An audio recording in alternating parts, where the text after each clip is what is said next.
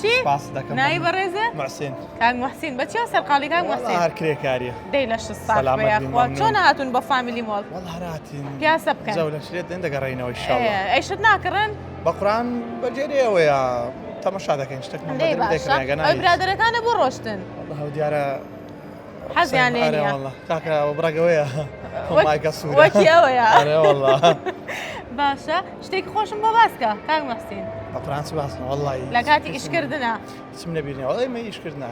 ئاخر شتی خۆش ڕۆیە لەگەڵ ڕەفیقەکان تاوایە بە قورآن آخر شتە چێو خالە نییە والله نا والله دەی باشە پرسیارێکە لێ بکەم وەڵامەکە بزانی دەبیتە خاون خەڵات نەزانی دەبێت شتێکی خۆشم بۆ باسکەی آخر هیچم نەبینێ لێ بکاتێ دەی باشە ڕێیەکەوین جارێ خوا گەورەیە پرسیارەکەمان ئەوەیە کام ئاژەڵ نۆ خولەک ئەخەوێت لە ڕۆژێکە نۆ خولەک ئەخەوێت مشک نا هەڵبژاردن دێمێ زەرافە شێر شەمشەمە کوێرە زەرافە زەرافە ئەکیدی تاکید وەڵام ماشەڵڵا زۆر زیرەکە کاک محسین دەست خۆش ویتە خاوەن خەڵات سپاس دەکەم مەمنون فەرموو